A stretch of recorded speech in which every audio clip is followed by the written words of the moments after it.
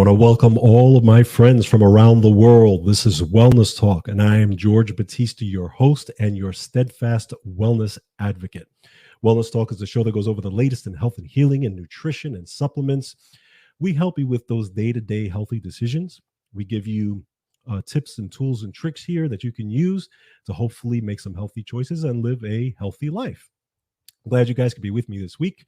Make sure you go to georgebatista.com as always, because the articles are there that you can check out and read for yourselves. And also you can watch this show and or listen to this show on there. Obviously, we're on all platforms. So wherever you're watching or wherever you're listening, make sure you like, share, and subscribe. If you like the material that we go over, because it only supports us, helps us to grow. And this show is brought to you by Wellness Resources, a 35-year-old supplement company that is on the forefront of clinical nutrition. They've been doing it since 1985. They're some of the best supplements on the planet, the only supplements that I use. So make sure you check them out because we reference their supplements on this show all the time. Make sure you go to myvitaminresource.com. And if you enter the promo code counterparts, you will get free shipping on all orders. So make sure you check them out. All right, so this week's topics, we're going to talk about cognitive health today. And this is very important because I've known many people in my life, in my circles, who have gotten older and dealt with all different types of cognitive problems, whether it's dementia, whether it's Alzheimer's disease and those types of things. But it's a serious problem all around the world. And it's just getting worse and worse, right? We're hearing about it, constantly. So I want to talk a little bit about cognitive health today, and not only what are the problems, but we're also obviously going to talk about the solutions, because on this program, I like to kind of give a fair balance of each, if possible, talk about what the issues are, and then what we can do to not only maybe help prevent something or deal with something if you have it. So that's what we do on this show as much as possible. So we're going to talk about, from Wellness Resources, common meds may increase dementia risk by 50%. So we're going to talk about a lot of medications that they've done studies on medications and their effect on dementia risk and cognitive health. So we're going to go over some of those medications and what their effects are. So you kind of get you can be aware of that. Then we're going to talk about higher antioxidant levels linked to lower dementia risk. And this is new science on antioxidants and dementia risk. This is by Dr. Jillian Levy. We talk about antioxidants on this show all the time and how antioxidants are so important for lowering inflammation, systemic inflammation all around the body, lowering free radicals. So we're going to talk about it today when it comes to cognitive health. Then we're going to talk about sleep and how sleep can reduce your risk of dementia and death. Sleep is extremely important. And I've talked about the best ways to get sleep on this show. Make sure you reference some of those past podcasts I've done on sleep. And I'm probably going to do some more stuff on that. So make sure you stay tuned for that, because sleep is just so important in this whole business. We talk about health, right? And then we're going to talk about, again, from Wellness Resources, the amazing brain nutrient that helps memory, learning, focus, and mood. And that nutrient is phosphatidylserine. So we're going to talk about that nutrient, and that's actually going to bring us to our spotlight nutrient as well, because we're going to talk about the Wellness Resources phosphatidylserine. But we're going to talk about what it is and what are the benefits in your body, and not only body, but brain health, learning, mood, and all that type of stuff. We're going to talk about where you can get it and why you should be taking it, especially if you want to make sure you are, keeping your brain in tip-top shape. So it's very, very important. It's a very important nutrient. And so we'll talk about it. All right. So that's what's on tap for this week. Let's get started. Okay. So first article, this is common meds may increase dementia risk by 50%. So those of you who watch this or listen to the show know that I like to talk a little bit about numbers first, just so you kind of get just a reference point of what are some of the issues here. So this is statistics from the NIH, and I don't think it's been updated, but so we'll just talk about the last statistics they've had. So according to their calculations, 13.9% of Americans age 71 and older have some type of dementia. 9.7% of Americans in that age group have Alzheimer's disease, and 2.4% have vascular dementia. Now, Alzheimer's disease accounted for about 70% of all dementia cases among people 71 and older. So just so you kind of get a sense of what the numbers are, and I'm sure those numbers are probably updated because I think that was back in 2007 when they talked about that. So they're probably more updated numbers, but even those numbers are kind of frightening because again, it's getting worse as we get older, right? Or as time goes along. So now they've done studies, and this was a study published from June 2019 in the Journal of the American Medical Association. And they talked about anticholinergic drugs. Now, anticholinergic drugs are a group of medications such as antidepressants, they're bladder control drugs, anti-seizure meds, antipsychotics, allergy medications, all different types of drugs like that. And they've talked about that now there is scientific evidence to show that these drugs have an effect on your dementia risk. And not only those drugs, there's other drugs as well, but they focus more specifically on these drugs and how they could actually increase your risk of dementia. Now, why is that? Because these types of medications block the neurotransmitter acetylcholine. And that neurotransmitter plays a central role in your peripheral nervous system. Okay. So if you block something that plays such a pivotal role in that nervous system, you're bound to create problems, right? Obviously, there's going to be dysfunction in your nervous system, and there's going to be a backlog of unmet needs. So that's one of the reasons why this is such a problem. So the goal of the study from the American Medical Association was to further explore these certain types of drugs and see what their increase in dementia is, see what the exact mechanisms of this, right? So this was a large population study. And this was a control study. It was completed in England, involved 284,343 of middle-aged to senior participants who used anticholinergic medication for an extended period of time, and controls who did not use any meds at all, right? And the participants prescribed, the prescription information was evaluated for up to 20 years, okay? Now, this is what they showed. The results showed that nearly 50% increase in odds of dementia before the age of 80 when strong anticholinergic type drugs were used for 1,095 or more days during a 10-year period.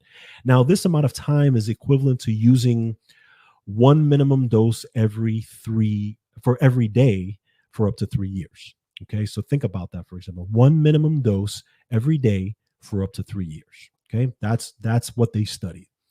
And now what they did say was that even though they found an association, they did not find a causation, because in their eyes, obviously, association does not necessarily equal causation, but it is something to be concerned about if you really think about it. Okay, so the drugs with the greatest association were antidepressants, they were antipsychotics, bladder control, right, or overactive bladder control medications, anti-Parkinson's and anti-seizure and anti-epileptic medications. So this is, very significant in this study. Okay, so now here's the issue, because it's not only those drugs, because when you look at other studies as well, there's studies on all different types of drugs, but another drug that they're actually finding, and this was separate again from this article, look at statins. Okay, statins. What are statins? Statins are a class of cholesterol lowering drugs. And what do? They suppress the synthesis of cholesterol in your liver, right? They also deplete your coenzyme Q10, because that's what's made in your liver as well, right? And also neurotransmitter precursors. Okay, so they suppress these things. Now, obviously, this is an issue because your brain, okay, 50% of your brain is actually fat and cholesterol. Okay, you need cholesterol for your brain. You need we're all fatheads if you really think about it, right? Because fat plays a very important role in your brain. Okay, so there's essential fatty acids in there, fat soluble antioxidants. Okay, and if those get inhibited along with cholesterol, this is where you can start to get problems, right? Because your brain needs those compounds in there to make sure things are working properly. So what they have found, and this was out of the journal Pharmacotherapy, when it comes to statins, they found that statin associated adverse cognitive effects have been reported, with 90% resolving after drug discontinuation. So this was specifically towards statins. Okay. So they found that 90% of these issues resolved when people discontinued statins. Now, obviously, there's, statins was part of, I think it still is. Statin medication was the leading medication when it comes to medications prescribed. And it might still be till this day. I'm not exactly sure if that's the case, but I know for a long time it was. So cholesterol lowering medications is a huge business for, the pharmaceuticals, obviously. But it has effects. It has effects, not only muscular effects, it also has cognitive effects we're seeing here. Okay. Again, when you lower cholesterol, you're lowering a part of the body that actually plays a role. Okay. Has a purpose in your body. Okay. And so again, we're seeing the effects. Then also you have to look at what's called polypharmacy. Now, some of you may not know what polypharmacy is, but what the definition of polypharmacy is basically a person who is on at least 5 or more prescription medications. Okay, that's what it's called. And we know that people, especially older folks, when you get into your 70s, 60s and 70s and 80s, the chances of you being on some kind of medications goes way up, right? Because now you're dealing with not only whether it's cholesterol, whether it's blood pressure, whether it's blood sugar, whether it's cognitive decline, or whatever the case may be. So a lot of people I know who are in their 70s and 80s are on all different types of medications, right? 4 or 5 medications at least. So polypharmacy, what that is that someone being on all these medications. So there has been studies as well. There was a population-based control study in Taiwan that talked about polypharmacy, and they looked at people, especially older people, that were on all these types of medications. Okay. And the aim was to present the study to investigate whether polypharmacy correlates with a risk of dementia in older people. So that's what the study was for. Okay. This was, by the way, this is back in 2012. And this is what the study results concluded. The incidence of dementia increased with the number of medications used and age. There was a significant interaction between cerebrovascular disease and the number of medications used in the dementia risk. And this is what the conclusions were. The risk of dementia increases steadily with the number of medications used and age in older people in Taiwan.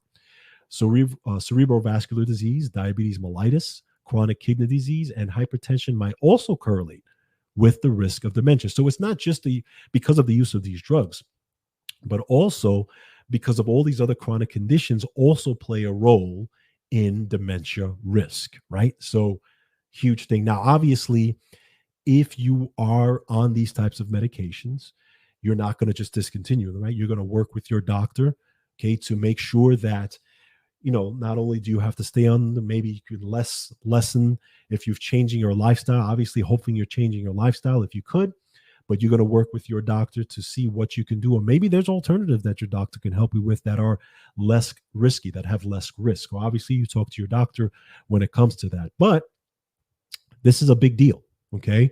So medications, again, can, have adverse effects. Those types of pharmacological medications do have adverse effects. So these are things that you have to be aware of when you're, dealing with any of these types of medications and that type of things. Okay. So it's just something for you to think about overall when it comes to cognitive health.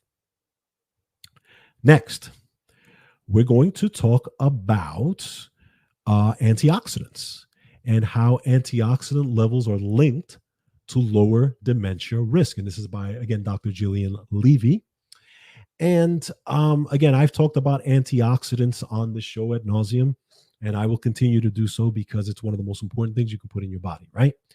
So this was findings from May 2022. So this was brand new research, and this was published in the journal Neurology. And it showed that the higher antioxidant levels are linked to lower dementia risk. Okay, so this was that data from the study that indicates when adults consume more antioxidant from a healthy diet, especially one high in plant foods, they are less likely to develop dementia as they age. Specific antioxidants that were found to be protective were things like lutein, zeaxanthin, okay, and beta-cryptosanthin. Okay, so we're going to go over a little bit what those are. But these are the nutrients basically you find in the leafy greens, right? So you find them in spinach, you find them in collard greens, you find them in other types of veggies like broccoli and peas and kale and those types of things. You find them in oranges, papayas, berries, all those types of things have high antioxidant status. And you can also look at what's called ORAC, okay, which is the oxygen radical absorption capacity of the antioxidants. Basically how your body uses it and how much of the antioxidant is absolutely absorbed by the body and how much your body actually uses, okay? So the higher the ORAC score of the antioxidant, the more your body's going to use it, the better it is. Now, this study included over 7,200 adults who were 45 age or older when the study began. Now, all participants were tested for levels of vitamin A, C, and E, and carotenoids, okay, which are antioxidants in the blood. All these antioxidants in the blood at the beginning of the study.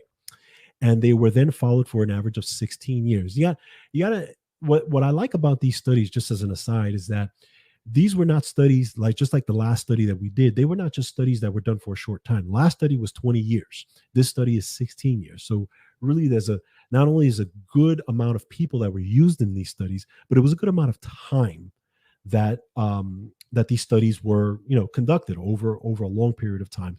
And that's why I like studies like this, because you really get a good sense of exactly what works and what doesn't work. Now, over the 16 years, researchers tracked who developed dementia and who did not. And they compared the differences between two groups of diets, okay? And here's what they found. Adults who had the highest levels of lutein and zeaxanthin in their blood at the beginning of the studies were less likely to develop dementia than those with the lower levels. They found that the more lutein and zeaxanthin in someone's blood, the better protected that person was from dementia years later. Lutein and zeaxanthin are two types of carotenoids, right? And they're found in the pigment. They're basically red and yellow pigments. You find them in vegetables and other plants, okay? And lutein we know is good for the eyes, right? As well as, but it's these are very high in antioxidant status, and these are found in the yellow pigment and also in the red pigment of these high fruits and vegetables that contain that. Okay, very, very high levels. Now, also higher blood levels of beta-cryptosanthin were found to be protective against dementia as well. Now, beta-cryptosanthin is a natural carotenoid pigment, okay? And it's found in oranges and papaya, egg yolks, butter, apples, all different types of, again, bovine blood and all these types of things, okay? So, again, great, fantastic antioxidants. Now, so what they found was with these free radicals that are created through oxidation, okay, you have what's called reactive oxygen species. We've talked about that in the previous podcast, and they're basically they're reactive oxygen species are free radicals that are created when you have a bad diet, when you are living life, right, when you are dealing with a tremendous amount of oxidation, okay. So these antioxidants, again, what do? They squash the inflammation, thereby dealing with the free radicals. Now, you have to remember something about inflammation in general.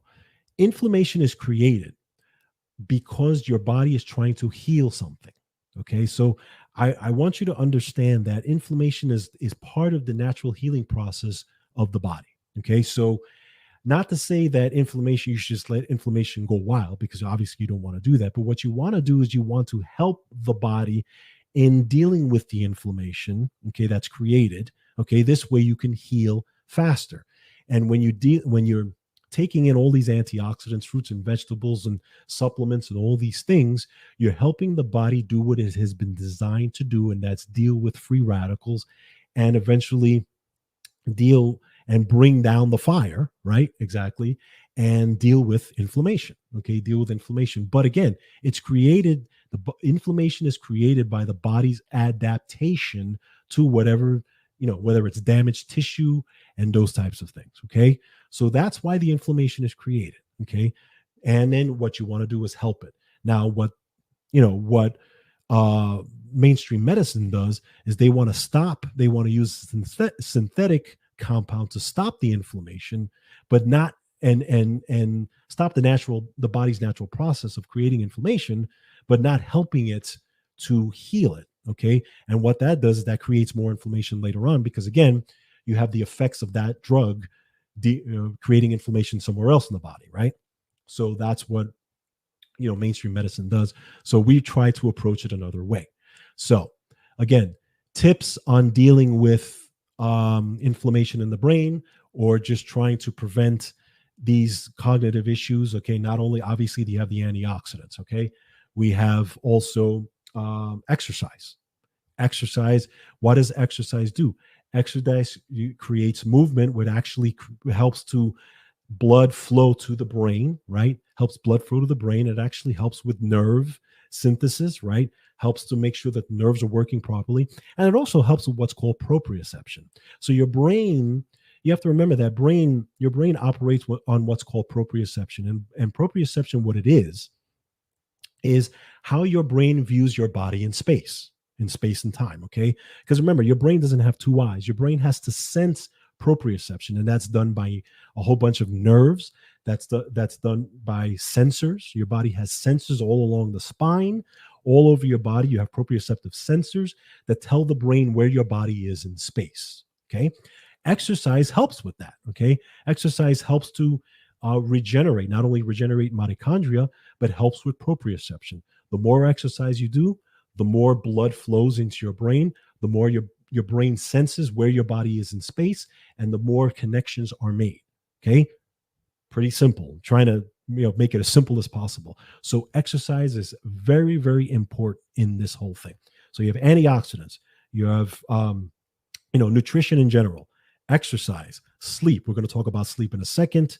All these things, keeping yourself hydrated, all this stuff is, and obviously, staying away from the bad foods and staying away from all that other craziness, right? Trying to, just make your diet as good as possible is all going to play a role in this entire puzzle. Okay. So all this is part of keeping your cognitive health, or making your cognitive, keeping your cognitive health healthy, basically, for lack of a better term. Okay. So just keep those things in mind for overall health. Then next, we're going to talk about sleep. Sleep, and this is out of Harvard Medical School, and this is sleep well and reduce your risk of dementia. So again, this was more of the new studies on this, and there was 2 studies in this. And in the first study, it was 2,800 individuals aged 65 and older participating in the National Health and Aging Trends Study. And they studied the effects of sleep on people and who developed dementia or not. Okay. And the researchers found that individuals who slept fewer than 5 hours per night were twice as likely to develop dementia and twice as likely to die compared to those who slept 6 to 8 hours per night. Okay. And this study controlled for demographics, including age, marital status, race, education, health conditions, and body weight. So there was a good control in there. Okay. So again, those who slept less than 8 hours had more of a risk. Okay. Then there was a second study. This was out of Europe. This was actually France, the United Kingdom, and the Netherlands, and Finland participated in this. And they examined data from almost 8,000 participants from a different study that found that consistently sleeping 6 hours or less at age 50, 60, or 70 was associated with 30% increase in dementia risk compared to normal sleep duration of 7 hours. And then again, the study controlled for a lot of different factors, including behavioral, mental health factors, and all those types of things. Okay. Now, what's new here is that inadequate sleep in midlife raises one's risk of dementia. So they didn't know that. They they had different studies on sleep, but they haven't done studies on midlife till now. Okay. So obviously you have many reasons for people, who don't sleep well. And this is, it's interesting because this is one of the most common things that I've dealt with when I was working with people. People have such an issue with sleep. And I've done podcasts on sleep, and make sure you refer to those if you want to, if you want to see different ways, different techniques on what you can use for sleep. And I may do some more stuff on that as well. But there's different ways you can do it. But I mean, people just don't sleep these days, right? Especially the younger generation. Why? Because they're dealing with computers, they're dealing with, phones, they're dealing when they're constant. There's a constant barrage of information. There's a constant barrage of radiation coming from these things, which is affecting people's sleep. People leave the TV on and all night sleep, don't go to bed till 2 or 3 o'clock in the morning, and then wake up at 7 or 8 and they're exhausted, right? So it's a problem because sleep is your way of kind of detoxing, and people are not sleeping. So there's so many different ways of doing this, so many different compounds, whether it's melatonin, whether it's magnesium, whether it's valerian roots, whether it's, even exercise can help people sleep, whether it's meditation, whether it's listening to soft music. There's all different ways. There's all different things that you can use to help with your sleep, even chamomile tea, all different types of teas, taurine, theanine, all these things help with reducing stress, reducing anxiety, and helping people sleep. You just got to find what's right for you. But sleeping is so important because, again, this is how your body, cleans out, especially in the brain. Now, keep in mind that the brain, okay, especially when it comes to Alzheimer's, we all know about Alzheimer's and amyloid beta plaque, right? That's one of the things that's responsible for Alzheimer's disease. It's the plaques in the brain that are causing it. But now we don't, one of the issues is, why do those plaques get there in the first place, right? And here's the difference. People who sleep regularly, right, especially younger folks, right, people who sleep and get a good amount of sleep, okay, they're able to clear those plaques out. Why? Because you are, through the course of your day, you're actually building up plaques. We're all building up plaques, just like we build up free radicals. We build up plaques in the brain as well. Okay, that's a normal part of the brain and how it builds this up through the course of the day. But the difference is, when you sleep, you clean out those plaques. That's very important. You have to clean those plaques out. Okay. Now, people who have, who are dealing with dementia and Alzheimer's disease and those types of things, they have a problem cleaning out those plaques. Okay. Because you got to remember, brain cells and their connections actually shrink. And the shrinking allows more space between the brain cells so that beta amyloid and other substances can actually be washed out and flushed out during the day. This is the difference between people who are dealing with Alzheimer's disease, where they're not being able to flush out those things on a regular basis, right? And then things, the amyloid beta and those things are building up over time and making things worse and worse. So again, sleep is a huge part of that. So you want to make sure you're getting enough sleep so your body can clean out. So it's just very important. So just something to think about when you're looking at sleep and getting enough rest during the day. Naps are really good for this as well, but make sure you're getting enough sleep. Extremely, extremely important. All right. And then finally, from Wellness Resources, our amazing brain nutrient that helps memory, learning, focus, and mood. And we're going to be talking about phosphatidylserine. And what is phosphatidylserine? Maybe some of you may not have heard of it. We're going to talk about exactly what it is and why it's important. So your brain structure is made up of critical fats known as phospholipids. Okay. And again, we're talking about having a fatty brain, right? We're all fat heads. So that's what, phospholipids are: phosphatidylserine, phosphatidylcholine, okay? And it accounts for about 15% of the phospholipids in your brain. Now, the highest amounts of phosphatidylserine are found inside the cell membranes of the brain, and also the olfactory bulb, which is the nerve tissue which is essential for smell. Also, the hippocampus is involved in this, okay, and the memory center of the brain. Okay, lesser amounts of phosphatidylserine are found in all the other parts of the brain. Now, what does phosphatidylserine help, and what does it do, and how does it help you? Okay, so we'll go through it really quick. Phosphatidylserine helps your brain age well. Okay, so nerve pathways break down and lose their integrity as you get older. Okay, cell membranes and receptor sites get beat up with, again, oxidative stress, right? Oxidation. Okay, so microglial cells, okay, get overworked and stressed as time moves along. And this decline in neurological structure affects your brain's function and may occur as early as your 20s. Think about that, as early as your 20s. But you definitely see it in people 50 years of age and older, okay? So, what phosphatidylserine does is it actually helps to lessen those effects and actually helps your brain age better as you're getting older. Okay. So, that's very important. Number two, it enhances your learning ability. Okay.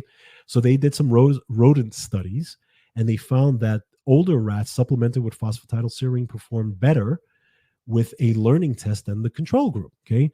And performance levels were similar to younger adult rats. And there was a 2018 human study. Researchers proved that the use of phospholipids, like phosphatidylserine and phosphatidylcholine, healthfully enhanced cognitive function in older adults. Number three, it helps to support memory and focus. Early individuals given phosphatidylserine experienced positive benefits in memory and mood in a 3-month double-blind placebo-controlled study. Improvements and preservation of independence was seen with the ability to accomplish and maintain daily living tasks. And by the way, this was used at about 300 milligrams a day. Okay. Number four, it helps with spatial memory. Now, what is spatial memory? Spatial memory is basically kind of a directional memory in your brain, right? It's basically you have many cells in your brain that actually help with direction. It's basically involved with the direction that you're going, and there's many as many cells that actually help with whether you're going left, right, center, different things that you're doing, different directions that you're moving and helping. Okay, I'm going to move this direction. I'm going to move this direction. That's what's called spatial memory. Okay. So it's like kind of like navigation. Think about it as kind of like your internal GPS.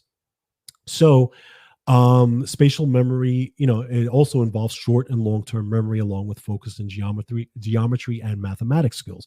So phosphatidylserine helped with that as well. Number five, it helps protect brain and repair. So phosphatidylserine supplementation helps to decrease the production of free radicals in the brain, which helps to lower oxidative stress and helps the cells to perform what's called autophagy. Autophagy is a normal part of the brain's housekeeping process. Okay, and it's vital, again, and a lot of this happens when you sleep as well, but it's part of the function of cleaning out the debris, cleaning out the trash. Okay, so that's what phosphatidylserine is very, very good at, helping to repair that. Number six, it helps to buffer stress. So elevated stress hormones throughout the day, right, must be managed. Okay, again, this is all the oxidation and all the stress you go throughout your day. So phosphatidylserine is often used to help protect and modulate high cortisol and high stress hormones. Okay, so it helps you, obviously, if you're feeling wired and you're irritable and those types of things, phosphatidylserine helps to kind of clamp that down as well. Number seven, helps with brain metabolism and function. Now, inside cell membranes, phosphatidylserine combines with proteins to form a docking site. Okay, and think about it, it's kind of a parking spot for several key signaling pathways. So the signaling pathways are involved with nerve growth, communication of nerves, and nerve cell survival. So phosphatidylserine plays a significant role in keeping these signal pathways working well. Very, very important. Okay, and it's involved with communication as well. Keep in mind that things like calcium, okay, calcium is also involved in the communication and nerve communication as well. So phosphatidylserine will also help with that as well. Number eight, phosphatidylserine helps with mood. It naturally helps to modulate the neurotransmitter dopamine, serotonin, GABA, okay, glycine, and acetylcholine inside the cell membranes as it supports receptor sites for those neurotransmitters. Okay, so that's going to help with mood and stress, those types of things. It's going to help with relaxation, focus, and stress tension. Now, obviously, those of you who are in a stress situation, you know that it's a lot harder to think and relax when you're in those stressful situations. So things like magnesium and phosphatidylserine can help to relax that and actually help to increase focus, especially if you're dealing with stressful situations. Okay. Very, very good with that type of stuff.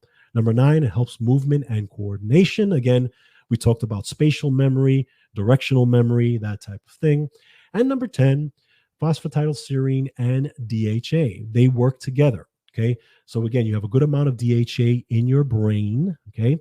So remember, DHA crosses the blood-brain barrier. That's part of the omega-3s that cross into your brain. So phosphatidylserine, they works with the omega-3s, and it's critical for brain structure and function and nerve cell membranes. Now, animal studies show that DHA, if DHA is deficient in early life, then phosphatidylserine content is also lacking in the olfactory bulb, brain cortex, and the hippocampus of the brain. Okay, so you got to have both working together, because if one is down, that's going to affect the other, right? So you want those working together for optimal health. Now, this is going to bring us to our nutrient spotlight for the week. Wellness Resources has phosphatidylserine. Okay, and it's a very, very good non-GMO, soy-free, high purity phosphatidylserine derived from sunflower lecithin. Okay, so again, it's going to help with boosting short-term memory and mood, improve concentration, coordination, and focus, enhance learning and retention of information, nourish brain cells with this important phospholipid, and also, obviously, again, it's GMO free, and it's from sunflower lecithin. So you know you're getting a good product, and a good product that doesn't have any kind of, GMOs or anything in it. This is why Wellness Resources shines, in my opinion. Now, it's 100 milligrams per capsule for 120 capsules. So check it out. Phosphatidylserine, that's our nutrient spotlight for the week. Wellness Resources, go to myvitaminresource.com if you want to take a look at that. And by the way, they have other brain support nutrients as well, and I'm going to go over those at a future podcast. But I just wanted to highlight phosphatidylserine because this is what we've been talking about today, and I think you will get a lot out of it. Again, whether you're dealing with these types of issues or you just want to keep your brain in good shape as you get older, learning stuff is very, very important. And just one last thing I want to talk about before I kind of sign off here. As you're getting older, people are so focused on retirement, right?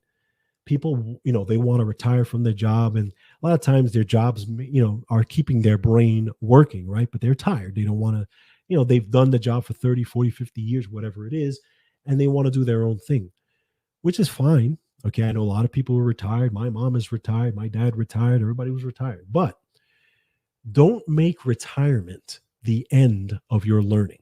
Okay, that's just my little tip for today, because I've seen so many people, they retire and then that's it.